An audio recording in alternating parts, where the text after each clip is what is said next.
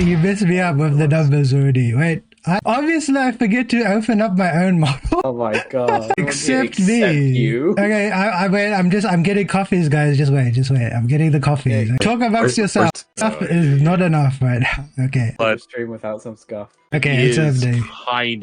It does kind of come with the territory. Exactly. Okay, wait. We'll go into the be right back. We can talk while we're. No, I'll just be. Okay, give me a sec. Okay, you my own fault, but I'm blaming technology. Oh, right, yeah, I put that in the ports of my computer will like that too much. I swear, if I do not appear, I still have not appeared. Yay! Where am I? Yay! There I am. Why am I huge? I am giant. Let me shrink down. And now I have to get. Stop. Crispy. Big crispy. Okay, I have to. Okay, that's Lab's one. That's Ozzy's one. That's no one's. Let's change that. I need. $1,000? Yes, I wish my missing. June. I need yours. Like the actual link? Yeah. Yes, please. Unless. Wait. No, that's. Yes, I do. Copy the clipboard and I'll post it. There you go. Woohoo. Wahoo. Copy. Demon Huntress is calling you a bad GM. Okay. How woo. There you are. Indeed, how rude indeed, Huntress. Crispy bad GM. Obviously.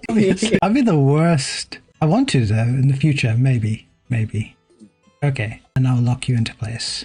Ta-da! We're here. It took 5 minutes. Here. It's not that bad. I mean, in terms of VTuber scuff, not at all.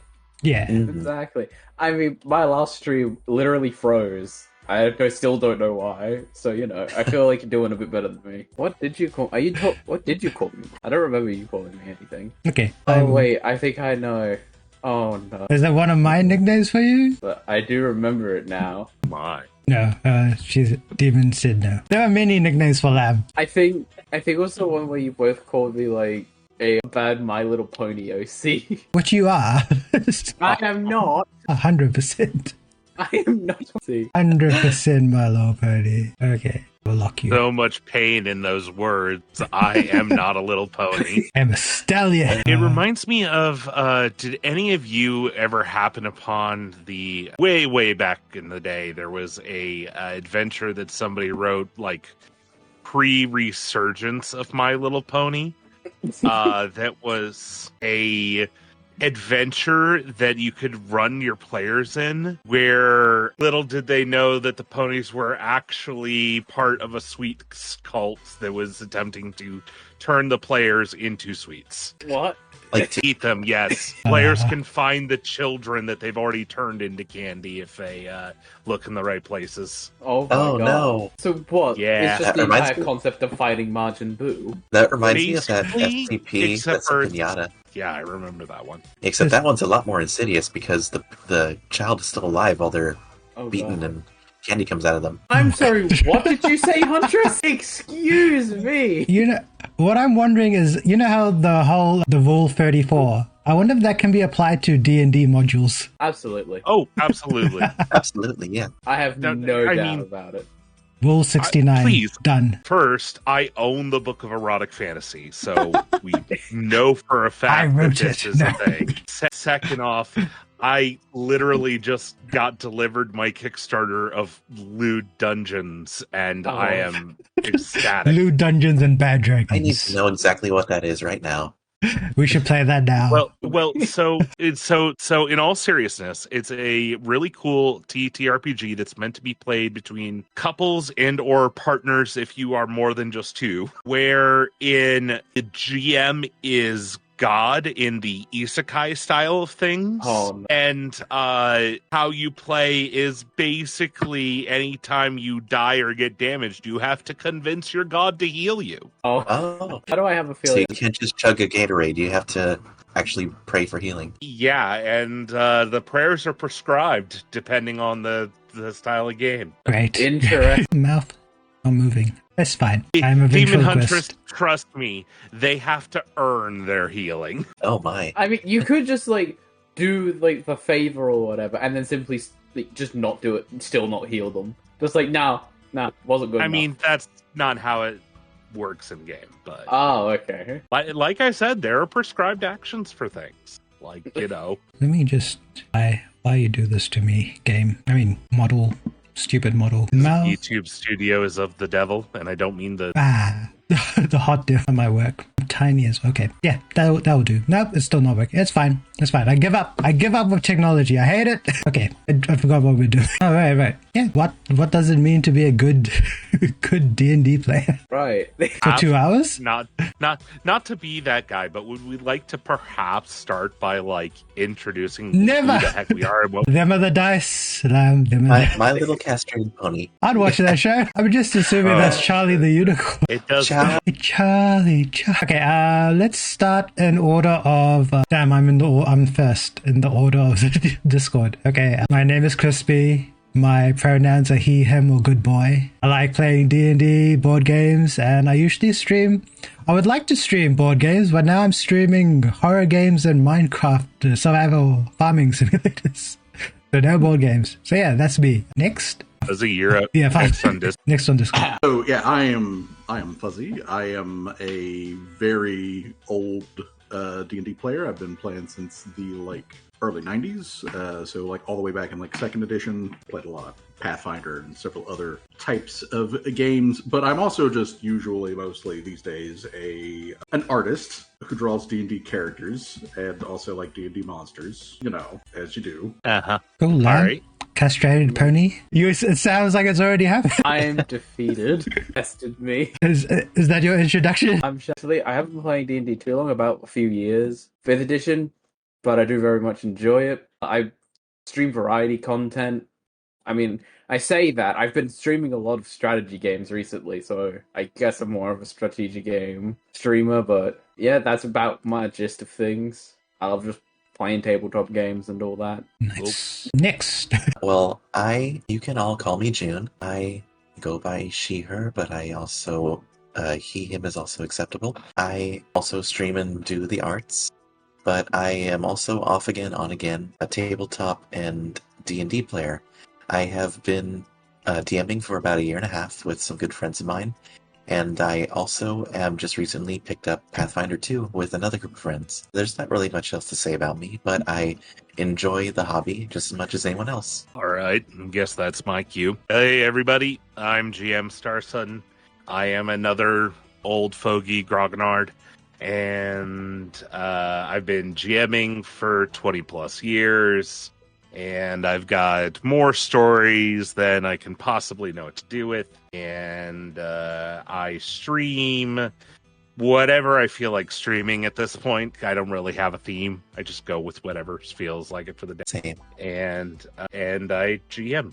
And that's about it. I mostly GM. GM Starson. It's in the name. It Nice. literally is in the name. That's good branding. Yeah. I should change mine to Terrible GM Crispy. You're not. So, now what? Who's in control of this? I am not. Not to once again usurp, but Please, please do it.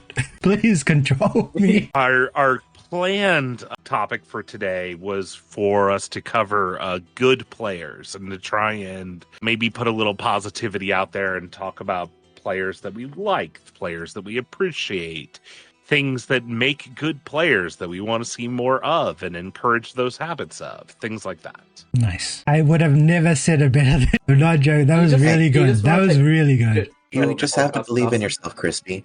You have to believe. Thank you. I believe in you. You can. We literally all wouldn't be here without you. Aw, can I blush? I can blush, maybe. No, I'll turn that. Do I have the ability to blush? Kid.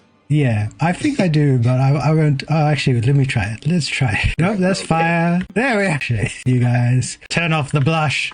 That's enough blushing. All right. So yeah, GM, you seem like the most knowledgeable on this. What do you think is a good D&D player? But I want to see a player who cares about the game in some way, however they manifest that. Does that manifest as doing art for the campaign, even if it's just, them scribbling? Does it manifest as them putting a lot of effort into the role play? Does it manifest, however it is? But I find that if your crew is not invested, the game is going to fall apart. and it's not going to be fun in the meantime until it does. Yeah, that's really good. Because Yeah. my current, I'm playing with a bunch of New Zealand VTubers, and we were like just messing around, and this idea came up that each character represented one of the Mystery Inc. from Scooby-Doo. And then it just all of a sudden someone just drew all of us as the Mystery Inc. crew, and I'm just like, that's so cool. It's just so cool that everyone's like invested and like into their characters. It's so much fun.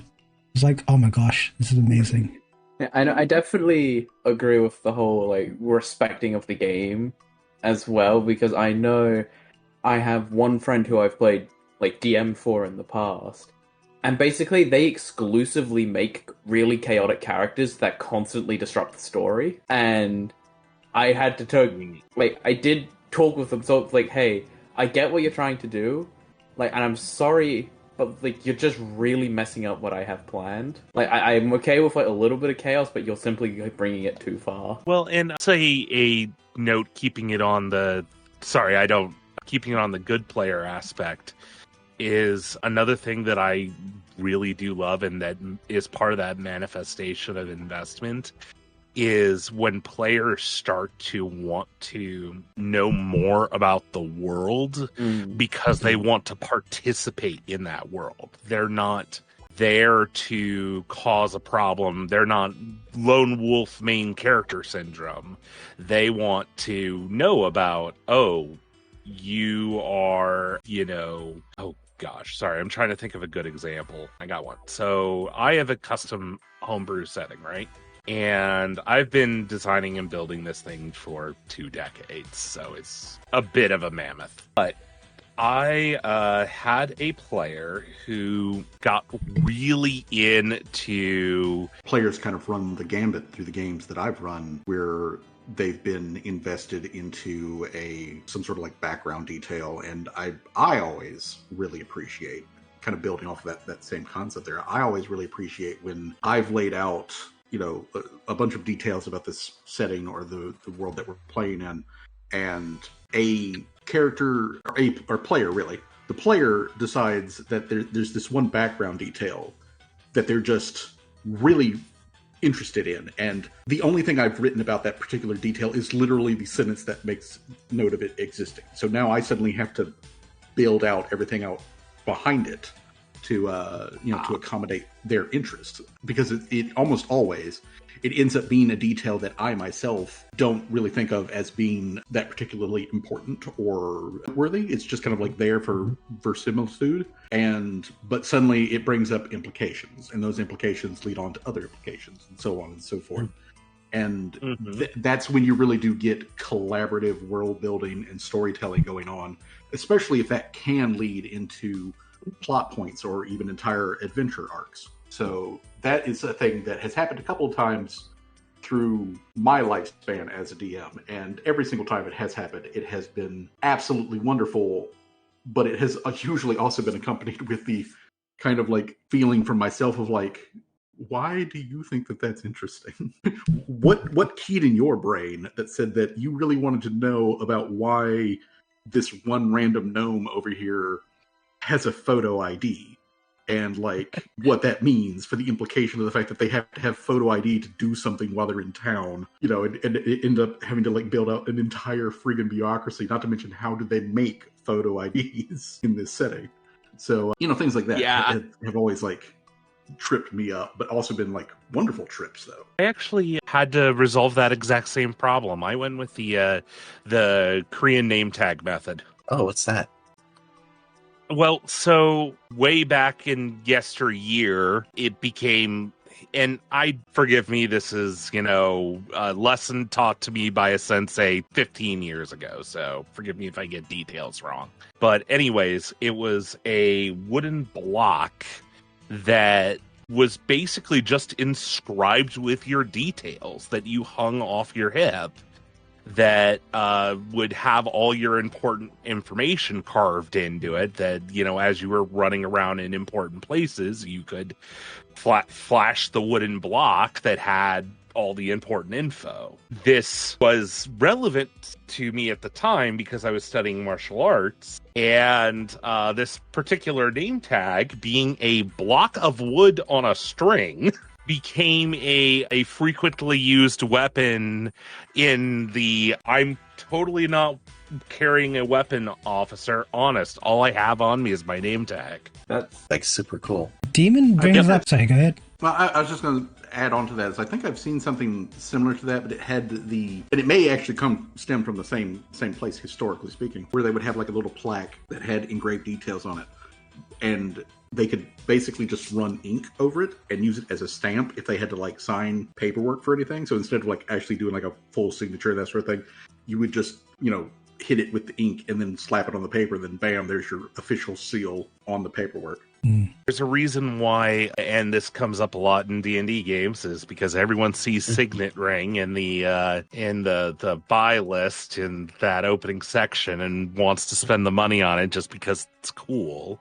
But I mean, the entire point of, like, half the point of a ring like that is being able to use it to create impressions for stamps and wax seals that demonstrate that you are who you say you are. Yeah. So yeah, Demon brings up a good point in chat, like asking about favorite characters with roles, and I'm going to answer that question, but also it brings up a thing I was talking to in another stream. Someone asked me about like what kind of players do you prefer, new ones or old ones? And I think like new players are actually better than experienced players. And you guys can like shout at me afterwards, but let me just give you my point. It's just they come in to learn and to be creative. They don't know how to break the game yet by making OP characters. And then experienced players want to play a character that they enjoy and want to actually be powerful in the game. So they focus more on controls of the character more than the actual character itself. Because like right now, in the game I was mentioned earlier, like this character just I want to be a dog that just got reincarnated. Just wants to be a wrestling dog, and I'm like, that's hilarious. Like we're just like discussing maybe monk, barbarian, mix of those. Maybe it's like she has no idea about like the controls of the game, what class and stuff. But she just knows what she wants to play, and we like help her with that. And I really like that, right? No, Demon, I don't know. I don't know if you. I'm just saying in general, experienced players like to make powerful characters. Because for me personally, right now I'm like messing around with the Echo Knight because I feel like that's creative, but it's also OP, and I just want to chuck multi-classes and see what sticks. So I want to play like Echo Knight Druid and see if I can do pack tactics with 2 wolves, or like the Echo Knight and the what else is there? Maybe Echo Knight Wizard, and so I can use my blade song from afar and stuff like that. So that's why I think an experienced player will just want to be more controls based, while a new player would be like, I'm here to have fun. I don't know the game that well, but I'm willing to learn. That's why I'm here, sort of thing. But yeah, what do you guys think? Do you prefer new players or experienced ones? I also the same similar thing that I prefer new players because like they're just trying to like learn the game. They're here to have a lot of fun. But then when it comes to the older players, maybe I'm just like got bad older players, but a lot of them are like try to make like the strongest, bingest, bongest adventurer ever that can one-shot a black dragon or some shit. Yeah. And I'm just like, bro, like, could you have a chill character that you doesn't break every combat encounter? Like, do you mind? There was in my defense, no. In my defense, specifically, I like playing characters that are broken in the opposite direction. I like playing failures. That's my particular dog. Yeah. You like being a disappointment.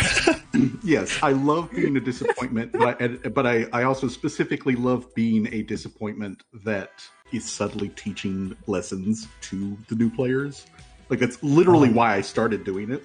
I was going to comedically show you what to not do. Now you see, you hold how the, it started. don't do what I'm doing and hold the sword by the blade. That's how you lose some fingers. What you want to do is hold it by the handle. You know, there's a whole fighting style where you do hold the sword by the blade, and it's actually I'm curious though, do you have any examples just off the top of your head, like about like teaching new players by like the bad example? Okay, so Sorry. no, that's okay.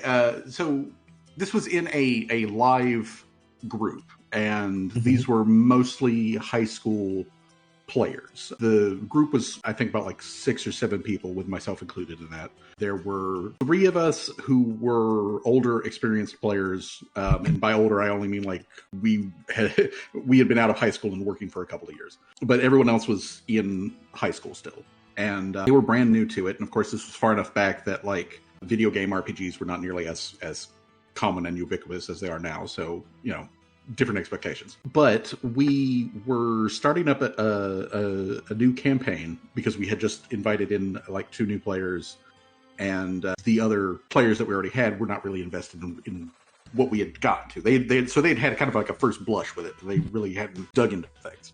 And so we started up a new game, and this also, again, for clarification, this was in 3.5. So we are getting started, and we put together characters, and I put together a wizard, and I opted that I wanted to have not the best of intelligence with the wizard character. So, and my thought process was, I will make a character who's just sort of like the bumbling wizard sort of like stereotype. So I went for a low dex. I gave them, put their highest stats into charisma, and so that I could survive any sort of like mishaps, hopefully. And socially speaking, I wouldn't be like utterly inept. I could talk my way out of my BSery. And so I create this bumbling wizard. I gave them less than stellar stats for like intelligence and stuff like that. And then I picked a whole bunch of mostly utility spells that had nothing to do with combat. I had like literally 1 combat spell. So we go into, we get started on the campaign, and we start off at level 1. And in the very first session of actual play, we get into a encounter, and if I'm remembering correctly, it was just like literally like 2 out of the book regular orcs were the enemies in this particular encounter. And the DM who is running things, and I know that this DM was not like one of those hardline people that's like, okay, we're in a combat. The win state is the enemy team is dead, kind of like thing. So Gotcha. I go in there, and to show that, to not have to tell the other players that specifically, of like, hey, we don't actually have to kill these guys.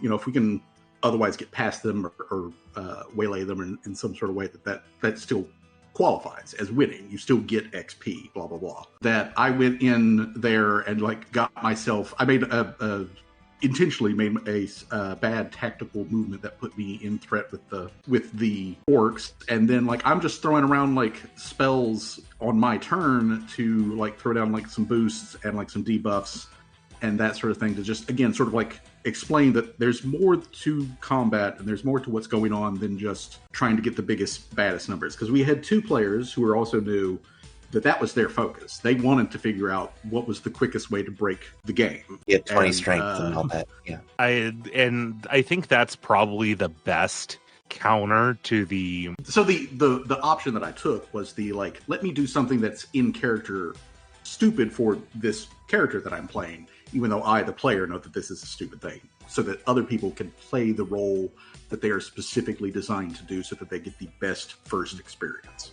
That was the kind of thing. And then later on, there were opportunities where I was like, wait a minute, let's just ask this dragon if it's like here to eat people or if there's like some other goal in mind. I think no, totally forgot what I was going to say, so you go ahead. Me too.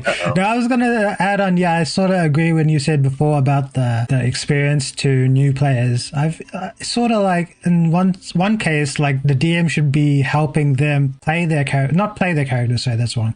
Like help them with this is what you need to roll and stuff like that. But on the other hand, they should also invest just a little bit of time into like learning what their character does. And it's like, if you're starting at first level, it's not it's not that hard, right? It's only just like a couple of, this is what you can do as an attack, this is what your race can do, and that's like 3 things. And you can just write those down and just, you know, look back at them every so often. Oh, cookie, I got distracted. So again, referring to that D&D, so in our group there's three VTubers, including me, that is experienced D&D players, and then 2 that are not. And what's cool is, like, it's sort of meta, but like we found ourselves in like a tree. Like we all got like unconscious, and we found ourselves in a treetop area, right? And we all go into, like, we all wake up and find this like huge feast in the middle of like the room, right? Like, and we're like, so all the experienced players were like, you don't eat Feywild food. You don't right? just eat food. Right? But then the new players, the 2 new players are like, oh, food. Straight away jump in and start eating, right? I'm not gonna tell them. I'm just like, I'm a cautious, like, my character is cautious, right? But like, it makes sense for their character, like, ooh, food. And straight away jump in and eat. And then the D is just laughing like, I love this. So yeah. I mean, what's the thing they say? King Arthur proves that a government formed of a strange lady giving people sword can work. Yeah, I think there's like, you know, everything has like, you know, pros and cons to it, but I find it a good mix, right? Like experienced players, like I've got distracted by water now, and I got bonked. I got bonked with water. I lost my train of thought. The bonk has lost my train of thought. They gave you amnesia. Yeah, okay, I've given up. What's up? What's next? What I was saying. Although, to build on that, though, I mean, you know, where you were kind of going with it is that, like, for a group dynamic, it takes kind of like a mix of players. Yeah. And, you know, and again, speaking from the experienced player side of the table, I agree with you. I much rather enjoy playing with new players things, because they don't have this like internal built-in, like, well, here's this sort of like percentage that I think that this is going to work, and how I've played with this DM before, I kind of know how they do their rulings. So if I do this, then maybe they won't call me on it. You know, like that kind of like thing. They're just going to try everything. They're just going to throw it at the wall, which may end up in a colossal amount of failure. But you know what? Everybody will be laughing their ass off. Exactly. So then it's not really a failure. So I've got a weird one here on this same topic, because this is so. I think there's a difference between getting new players nowadays, and yes, I know I'm dating myself, and new players back in the day. And follow me along with this one, or follow along with me on this one. I can English. Anyways, so back in the day when I got a brand new player, it meant that I was teaching them everything. It meant that they might have heard about it from a friend or something, but it meant that they were coming in clean. They didn't have any bad habits. They didn't know what a thaco was. Yeah, exactly. Arguably, the experienced players didn't know what a thaco was either. I don't know what a thaco is. What is that? It's a delicious. Zero. It's a deliciously broken system, is what it really is. So, but nowadays when I pick up new players, and there's no way I can say this that it's not going to sound bad, especially coming out of my mouth, so I'm just going to go ahead and say it. But I have to break new players when I get new players. Oh my. Jesus, man. What I mean by that is that nowadays everyone's played a video game and everyone's heard of Critical Role, and I hate to pick on Critical Role as the example, but like the D&D movie, or, you know, why can't I do MMOs X thing like here? WoW. Like, why can't I do X thing? They can do what? They can do X thing. Why can't I do it? Or in another manner, oh, there's no way for me to get past this door because I don't have a key. Well, that's video game logic. Break the door. That's kind of what I was going with it, with the whole like murder hobo thing, because they just think it's like a video game. Oh, I just need to kill the monster. That's how I progress. Yeah. So nowadays when I pick up new players, I have to break them of bad video game habits before I can start teaching them good role play habits. And that is a difference I've found from when I originally would. So that is something that I like about more experienced players, is that they tend to already know that the world is malleable and are willing to play with it. To play with it, to engage with it. I still think, to my mind, like, a good way to, like, get into the scene, not into D&D, and, like, not only for D&D, for that matter, like, any, like, Pathfinder as well, for example, like a good way to get it like into the realm is to go by things like Baldur's Gate and like the Pathfinder games and all that, you know, like on because like well maybe not the Pathfinder games because Jesus Christ the Pathfinder games you have to read through like a novel worth of text to understand what you're doing in the character creation. But yeah, but, like- those games are fun, but they are built for experienced players. well, because they're also preset builds as well, and they can get you into like the realm of like the tabletop role playing. And then from there, you can look up the books, you can look up groups, etc., etc., etc. Yeah. It's like my first foray into Pathfinder was Pathfinder Kingmaker on Steam. I had no bloody clue what I was doing when I made a character, but my god, did I roll with it. Yeah, I agree. That got me into Pathfinder, so I started looking into it more, and now I want to play Pathfinder. Although none of my other friends who play D&D are willing to try out Pathfinder, and it annoys me. Well, It is annoying. I question, how queer are your friends? How and I are mean, you like, saying? nearly everyone I know, I am the only queer person, so I guess that checks out. Yeah, so I am not joking. By the way, on that one, Paizo, the company, is incredibly gay and all year round, and they are not just during Pride. They are not afraid to share it. Demon And, Huntress is not queer and they play You're queer now. You're queer in You spirit. do not get a decision. Welcome to the family. Shit. Hey, there's at least another 5 hours in Pride Month. Everybody's gay for the next 4 or 5 hours at least. Yay! I'm included. Yeah. And have a hell of a time. You could be gay for math. I love that. I am very gay for math. I want a shirt I'm for very that. gay for I want those a- shiny click-clack rocks. I need new click-clack rocks. Wait, sorry, I got distracted. But yeah, for example, the reason why I say that is like there is a ritual for getting married, the marriage ritual in Pathfinder. This marriage ritual book was released with the iconic rogue and the iconic cleric marrying each other, and they are a beautiful lesbian couple. When I hear ritual, I always think of like magic ritual that wizards can do, and what would a magic wedding ritual be? I mean, D&D So- does have it now. It's called ceremony, isn't it? Yeah, but like Well, so What is- in Pathfinder at least, it is you exchange 2 items that are important to each other while binding your hands in red ribbon, and you activate the magic, which binds you together. And so long as you hold your symbol with each other, you will always know if the other person is healthy or alive. And then as you gain levels, you eventually will be able to get a mild form of empathy, telepathy. Interesting. I did not know this was a thing in Pathfinder. Yep. As well as the potion of swap sex. Of course. Wait, everyone, I have to meow. Just wait. Which is Meow. not But you could put a bit more. Wow. Meow. We meow. Though when it comes to like the No, that's it's just like a potion. the default in D&D is that like it's a cursed item.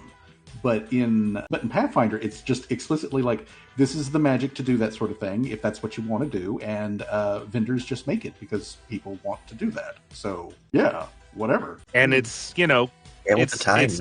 it's not free unless you happen to be in one of the countries that has like socialized healthcare, but it's Which also not an doesn't- absurd depending on the country. I also like another thing I like about Pathfinder is that they don't just sanitize things to excuse moral issues like D&D does with like, oh, we're just going to pretend slavery never happens, instead of the Pathfinder route of, hey, see these nations, the evil ones, the bad ones, they practice these things because they're evil and bad.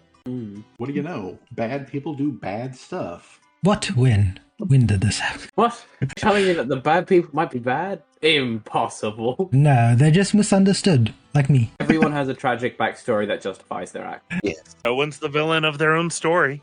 Yeah. Yeah, I mean, little things like that make Pathfinder a generally more naturally inclusive game setting, which they have also fostered within their community actively. So that's why there just seems to be a very, very openly, happily queer games. So, like, you know, go on. I mean, like, D&D has made steps in that direction. Good for them. Great. But they're still leagues behind where Pathfinder is in that specific metric. Yeah, I actually, like, it's weird because in my perspective, I didn't really feel like that was like an issue until I saw, like, recently, it's probably like a couple of days ago, someone on Twitter posted, like, is it weird for me, a girl playing a male character? And I'm like, what the hell? Of course not. That's not. And then she, like, tells the story of, like, you know, the people, like, that she's playing with are, like, you know, being weird about it. It's like, change your group. That's no. Yeah, that is 100% the group code. Hey, this is me speaking as a gender fluid person. There is nothing wrong with a straight, cisgendered man or woman playing the opposite gender as their character, because it is a character they're playing as in a game. Yeah, an advantage.